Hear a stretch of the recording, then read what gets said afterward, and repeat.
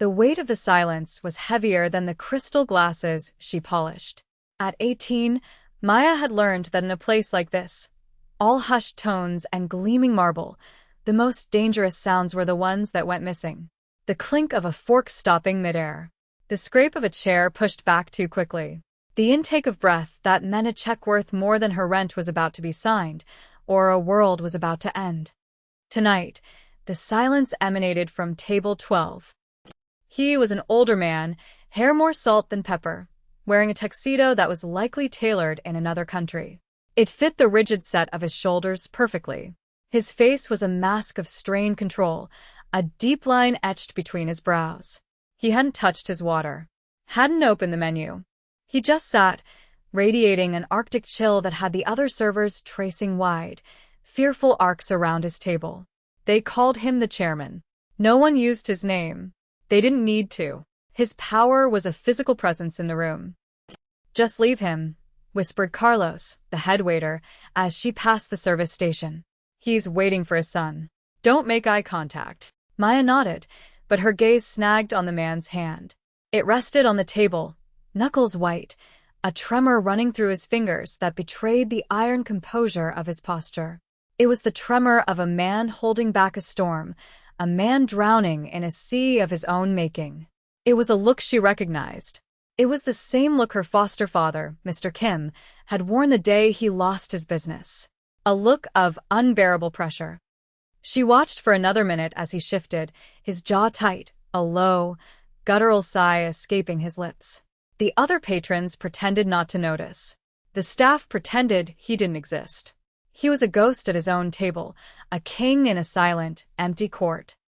Something in her, the part that had been raised on Mr. and Mrs. Kim's quiet kindness and stubborn dignity, couldn't let it be. She picked up a small, empty teapot and a cup, filled the pot with the barley tea they kept warm for special guests, and walked toward table 12. Carlos hissed her name. She ignored him. She approached the table not from the front, but from the side, a gesture of deference she'd learned was crucial. She didn't speak immediately. She simply set the cup down, then the pot, her movements slow and deliberate. The man's eyes, sharp and cold as obsidian chips, snapped to her. They held a weary anger that could curdle steel. He said nothing. He didn't have to. The unspoken question was an insult. "Who are you to approach me?" Maya met his gaze for a fraction of a second before lowering her own respectfully. And then she spoke. Her voice was quiet, the English gone, replaced by the soft, formal cadence of his native tongue. The Korean dialect she'd absorbed over a decade of shared meals and quiet evenings with the only family she'd ever truly known. "The evening is cold, sir," she said, the translated words feeling plain in her mind, but knowing the respectful grammar carried the real weight. Perhaps some warm tea would help. The effect was instantaneous. The storm in his eyes didn't just stop. It evaporated. The hard line of his mouth softened. The tension in his shoulders eased by a fraction. It was as if she had spoken a password to a locked room inside him. He stared at her, his head tilted, studying her face, her dark skin, her braided hair, as if trying to reconcile her appearance with the sounds she was making. Surprise gave way to a flicker of something else. Curiosity. Maybe even a sliver of gratitude. He gave a short, almost imperceptible nod. "Thank you," he murmured, his own voice losing its harsh edge, the language a shared secret between them now. She poured the tea. The scent of roasted barley filled the small space around them. As she set the pot down, she made the mistake of looking up. That's when she saw him. He was standing just inside the restaurant's main entrance, flanked by two men in dark suits who seemed like extensions of his own shadow. He was younger than the chairman, but the family resemblance was unmistakable in the sharp angle of his jaw and the intensity of his gaze. But where the father's anger was a hot, contained thing, the son's was a glacier. Cold, massive, and capable of crushing anything in its path without a change in temperature. He wore a custom Tom Ford suit, the charcoal gray fabric looking like sculpted armor. His eyes, however, were what held her captive. They were dark, so dark they seemed to absorb the light in the room, and they were fixed directly on her. He wasn't looking at his father. He was looking at the black waitress who had dared to speak to the old man, who had somehow breached walls he himself had likely spent years navigating. He watched the interaction, his expression unreadable, his stillness more menacing than any overt threat. He moved like the room owed him space. He started walking toward them. The low hum of the restaurant died. Forks froze on their way to mouths. Conversations dwindled into whispers, then silence. This was his son. Communion. The true power. The man whose name was only ever spoken in fear. He reached the table, and the air crackled. He placed a hand on his father's shoulder, a gesture that might have looked affectionate on anyone else. On him, it looked like a claim of ownership. "Father," he said, his voice a low baritone, smooth and cold as river stones. He spoke in English, but his gaze was still on Maya. It felt like an accusation. Before the chairman could respond, the world shattered. The restaurant's ornate glass doors exploded inward, a concussive blast of sound and shimmering debris. Screams erupted. The chaos bloomed in an instant. Men in black tactical gear poured into the room, assault rifles raised. They weren't police. Their movements were too fluid, too predatory. Maya's training took over, get down, get cover. But she was frozen for a critical second, staring at the sudden, horrifying violence. That was the moment everything changed. Minjun didn't hesitate. He didn't shout or draw a weapon. His movement was a single, economical blur. He shoved his father down behind the heavy oak table, and in the same motion, his arms snaked out, grabbing Maya by the waist. He yanked her back, spinning her behind him so his body was a shield between her and the gunfire that had just started to rip through the room. The air filled with the deafening roar of automatic weapons and the smell of cordite. Plaster dust rained from the ceiling. Crystal chandeliers swayed violently. Maya was pressed against the hard wall of his back, her face buried in the fine wool of his suit. She could feel the coiled tension in his muscles, the absolute calm of his body in a storm of lethal violence. She could smell the faint, clean scent of his cologne, something with notes of cedar and smoke. He was a monster, a killer, and he was the only reason she was still alive. Her world had just been reduced to the space he occupied, the shield he provided. The shooting stopped as quickly as it started, replaced by the sound of groaning and the tinkle of falling glass. Minjun didn't move for a long, silent moment. Then he shifted, turning his head slightly. His voice was a low whisper, his breath warm against her ear. "Don't move. Don't make a sound." She could only nod, her body trembling against his. His hand was still firm on her waist, a brand of heat through the thin fabric of her uniform. He held her there as if she belonged to him, a piece on his board he had just decided to protect. The silence that followed the storm was worse than the noise. It was a silence filled with death, and she was trapped in its epicenter with the man who commanded it. The immediate aftermath was a blur of controlled chaos. Minjun's men, the two shadows from the door and others who seemed to materialize from nowhere, secured the restaurant with brutal efficiency. They moved through the wreckage, their footsteps silent on the glass-strewn floor. There were bodies, rival attackers, neutralized with surgical precision. Minjun never let go of her.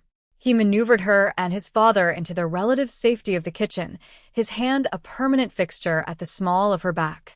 His touch wasn't gentle or reassuring. It was possessive. A statement. "This one is with me." The police wouldn't be called. This was a different kind of justice. In the cold, stainless steel kitchen, under the flickering fluorescent lights, he finally released her. She stumbled back, hitting a metal prep table. Her legs felt like water. She looked at her hands. They were shaking. "Who are you?" Mignon asked. The question was flat, devoid of emotion. He was studying her again, his eyes missing nothing, the tremor in her hands, the rapid pulse in her throat. "My name is Maya," she managed, her voice thin. "That's not what I asked," he said, stepping closer. He was taller than she'd realized, an intimidating column of dark suit and coiled power. "I asked who you are." Why does a waitress in Koreatown speak the old dialect like she was born to it? His father, the chairman, spoke from a stool where one of Min-jun's men was checking him for injuries. She was being respectful, son. A quality you could learn. His voice was weary, the earlier fire gone, replaced by the tired resignation of a man who lived with violence as a constant companion. Min-yun ignored him. His focus was entirely on Maya. Respect is a currency. Who taught you how to spend it? She swallowed, forcing the shaking in her voice to stop.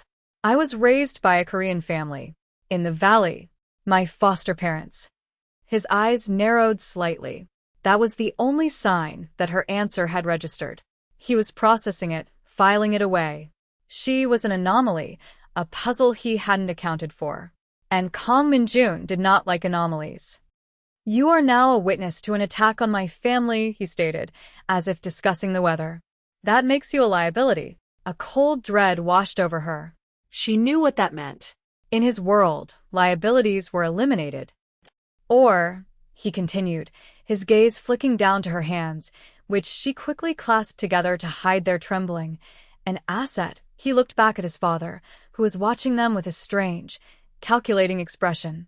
He listened to you. My father doesn't listen to anyone.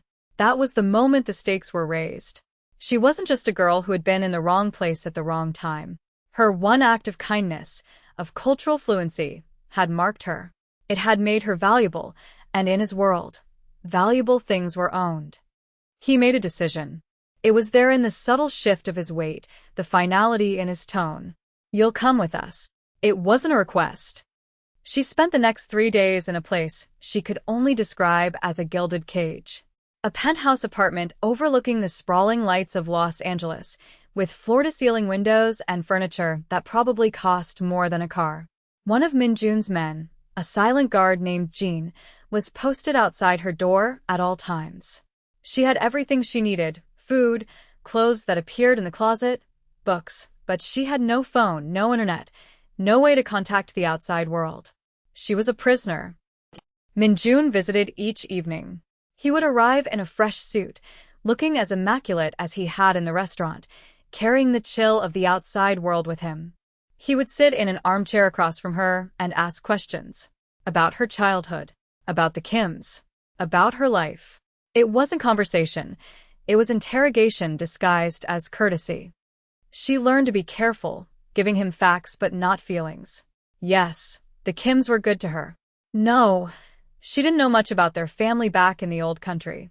Yes, she was studying at a community college, hoping to transfer.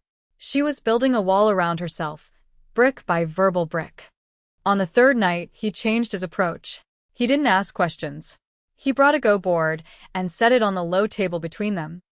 Do you play? He asked. Mr. Kim tried to teach me, she said. I wasn't very good. The goal isn't to be good, Min-jun said, placing the first white stone. It's to understand your opponent's strategy. To see the threats before they form. He looked at her. Play. They played in silence. He was a master, his moves deliberate and far-seeing. She was clumsy, reactive. But she watched him. She saw the way his fingers held the stone, the intense focus in his eyes. For the first time, she saw something other than a predator. She saw a mind at work, a brilliant, tactical intelligence. He cornered her pieces, his white stones surrounding her black ones. It was a slow, inevitable slaughter. As he placed the stone that would capture her last group, he spoke without looking up. The men who attacked us were from the Choi family. They believe my father is weak. They want to test me. He finally raised his eyes to hers. They see kindness as a flaw, a vulnerability to be exploited. He paused, and his gaze was unsettlingly direct. My mother was kind. She was gentle. She saw the good in people who had none. My father was powerful, but he couldn't protect her from that. She was killed and a car bombing meant for him. A message from his rivals. They took his queen to check his king. His wound. There it was. Not a physical scar, but a chasm inside him. The woman he failed to protect. The reason for the glacial ice in his veins. He equated softness with death. He saw his mother's gentleness in his father's brief moment of peace with Maya, and it terrified him. The danger was escalating. It wasn't just a gang war. It was personal. And now she was in the middle of it. Later that night, she found her chance. Jean, the guard, was called away from his post for a few minutes. A hushed, urgent conversation down the hall. The front door of the penthouse was likely locked, but the service elevator might be an option. She could run, disappear, try to reclaim the simple, ordinary life she'd lost. She stood with her hand on the doorknob, her heart hammering against her ribs. She could leave. She could try to forget the smell of cedar and smoke, the weight of his stare, the story of his lost mother. But as she stood there, she replayed the conversation from the restaurant in her head. The words she'd spoken to the chairman. The way his face had changed. Min-jun's men were searching for a leak, a traitor who had told the choice where his father would be that night. And she remembered something. Just before the attack, she had seen one of the restaurant's valets, a man who had worked there for years, speaking on his phone in the alley. He'd looked nervous, shifty. At the time, she'd thought nothing of it. Now, it felt like everything. If she ran, that detail ran with her. Min-jun would be blind to a threat inside his own walls.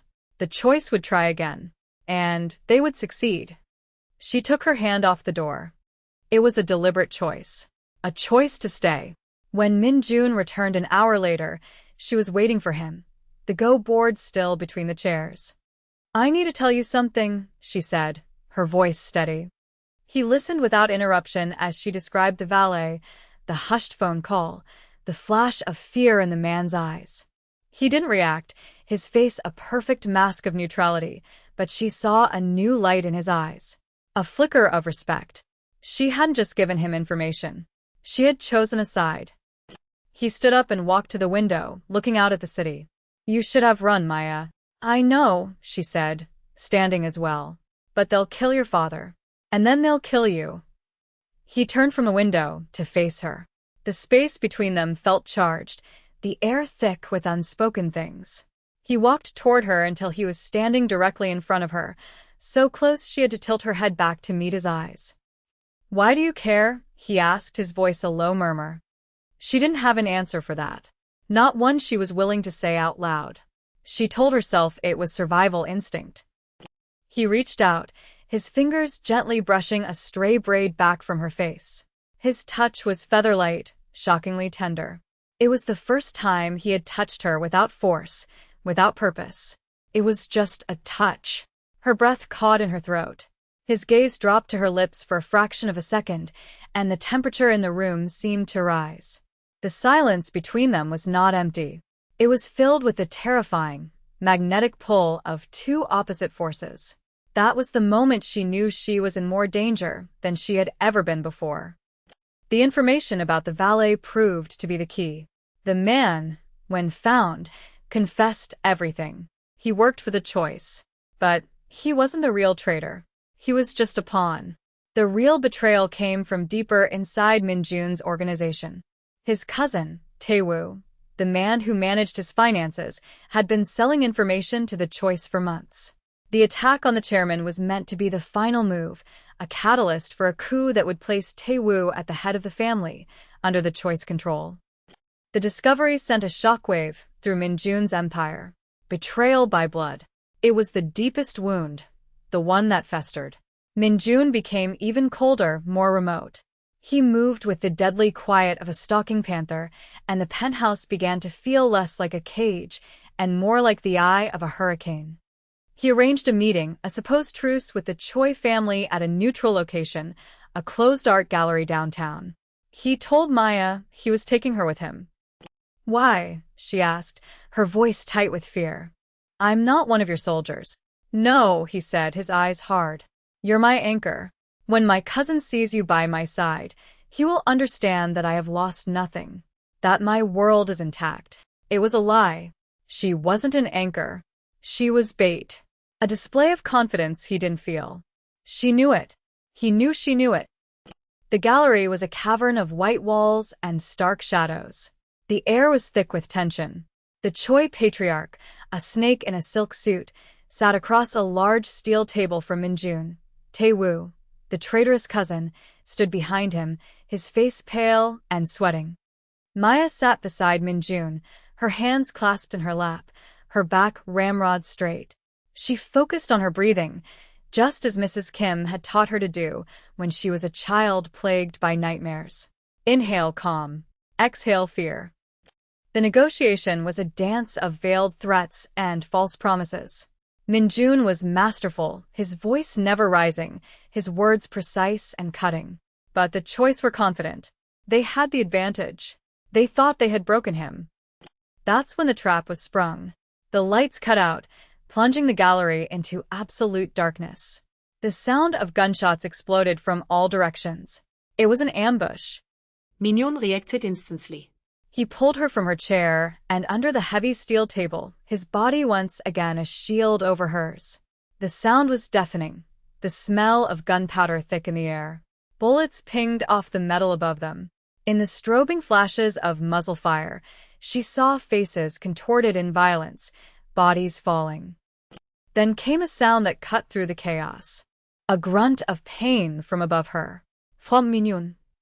When the shooting stopped, the silence was punctuated by his harsh, ragged breathing. The emergency lights flickered on, casting a sickly yellow glow over the carnage. Minjun pushed himself up, and she saw the dark stains spreading across the side of his white shirt, just below his ribs. "Are you hurt?" he gritted out, his eyes already scanning the room for remaining threats. "No," she whispered, her gaze fixed on his wound. "You are." His men were dealing with the last of the Choi soldiers. Tae-woo was cornered, a gun held to his head. But they were exposed. They had to get out. "We have to go," she said, her voice finding a sudden strength. She ripped a strip of cloth from the tablecloth on the floor. "Here. Press this against it. Hard." He took it, his jaw tight with pain. He was vulnerable. For the first time, she saw a crack in his armor. The invincible monster could bleed. And in that moment, she stopped seeing the monster and only saw the man. They made it to the service exit and into the alley. The city's sirens were closing in. A lone police car, responding to a call about the gunfire, screeched to a halt at the end of the alley, its lights painting them in strobes of red and blue. "Get behind me," Minjun ordered, reaching for the weapon tucked at his back. "No," Maya said, stepping in front of him. Her mind was racing. He was a known crime boss, wounded, leaving a scene of a massacre. They would be arrested. He would be finished. She did the only thing she could think of.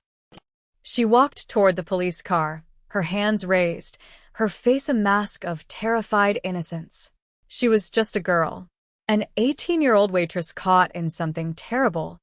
"Help," she cried, letting a tremor enter her voice. "There was a robbery. They went that way."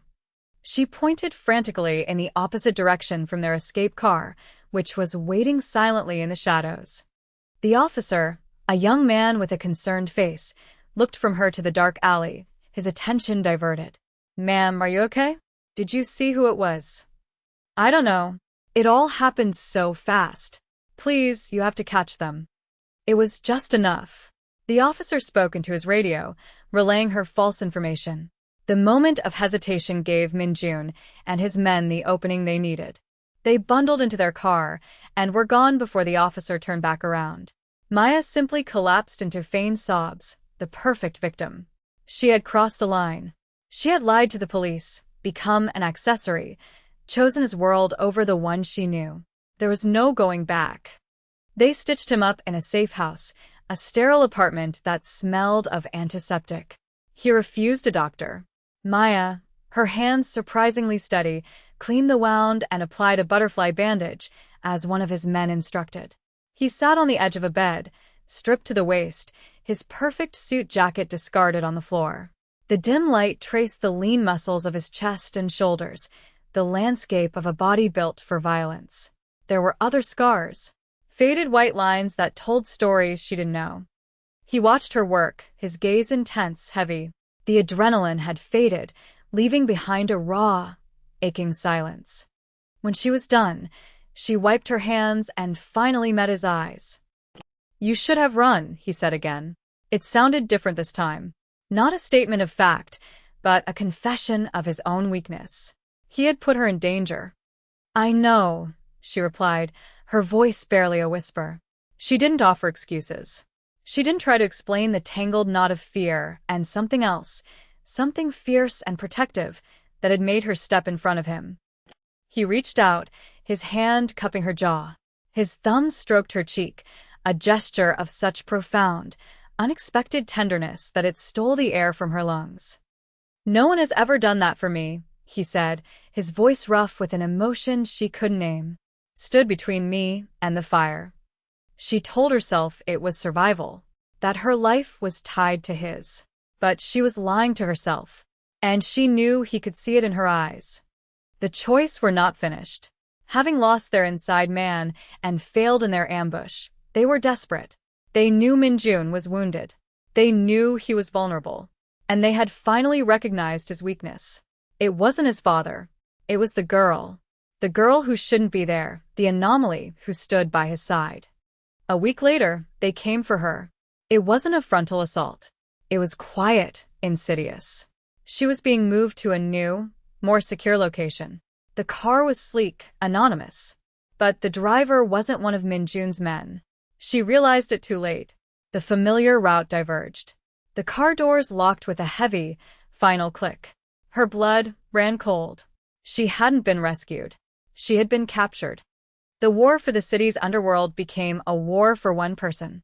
Minjun, still recovering from his wound, unleashed the full, terrifying force of his empire. It wasn't about territory anymore. It wasn't about honor or business. It was primal. They had taken something of his. They had taken her. He burned through informants, called in every debt, and tore apart the choice operations piece by piece, searching for a single scrap of information about where they were holding her. The city held its breath. The king was hunting. Maya, meanwhile, was not a passive captive. They held her in a warehouse down by the docks, the air thick with the smell of salt and decay. They questioned her, trying to get information on Minjun's plans, his weaknesses. She gave them nothing. She spent her time observing, learning the guards' routines, noting the structural flaws of the old building. She was not a damsel waiting for rescue. She was a survivor looking for a weapon. Her weapon turned out to be a faulty electrical panel and a bucket of brackish water. During a shift change, when the guards were distracted, she worked quickly.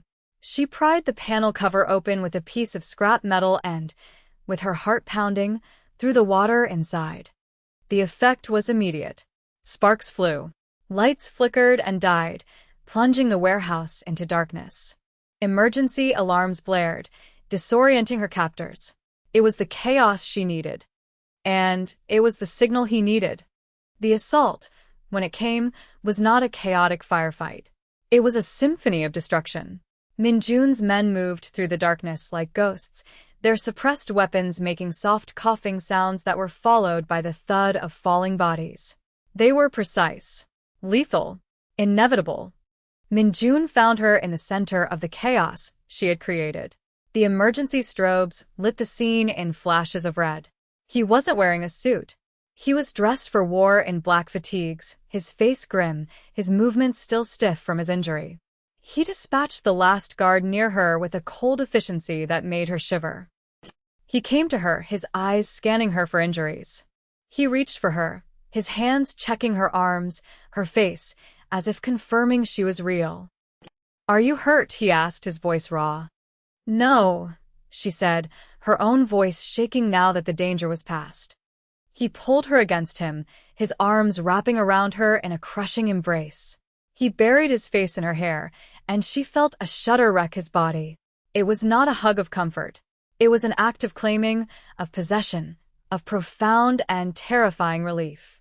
He held her for a long moment, the sounds of his men securing the warehouse fading into the background. One of his most trusted men, Jean, lay dead near the entrance. A cost had been paid. Nothing in their world was free. He finally pulled back, though he kept his hands on her shoulders, holding her in place. He looked at the sparking electrical panel, at the chaos she had wrought. A slow, almost imperceptible change happened in his expression. "My father said you have a gentle heart," he said, his voice low and rough. He looked from the chaos back to her face, his gaze burning with an intensity that seared her to her soul. He was wrong. You have a steel spine. My enemies will learn to fear you as they fear me. It wasn't a declaration of love. It was something far more dangerous. It was an acknowledgement, a coronation. He wasn't offering her a place in his life. He was offering her a place on his throne. The final image of that night was not of blood or fear. It was of the ride back to the penthouse, the city lights a river of diamonds below them. She was wrapped in his jacket, the scent of cedar and smoke a comforting presence. He said nothing, simply kept a hand on her knee, a silent, constant pressure. He was acknowledging what she was to him. No longer deniable, no longer hidden. Later, she stood on the balcony of the penthouse, the cool night air on her skin. The city sprawled before her, a vast, glittering empire of light and shadow. His empire. She heard him come up behind her. He didn't touch her, but she could feel the heat of his presence, a familiar gravity that had become the center of her new universe. This was never the life I wanted, she said quietly, not to him, but to the city itself. It doesn't matter what you wanted, he replied, his voice a low murmur next to her ear. It matters what you chose. She didn't turn. She didn't have to. She had made her choice in that alley, lying to a cop to save him. She had made it again in that warehouse, refusing to be a victim. This world of violence and power was not her birthright, but she had earned her place in it. She looked out at the endless city lights, each one a story, a life, a soul in his kingdom. It was not a fairy tale. It was a throne, forged in blood and loyalty. And as she looked out at her new domain, she realized with a chilling certainty she was no longer afraid of it. She was its queen.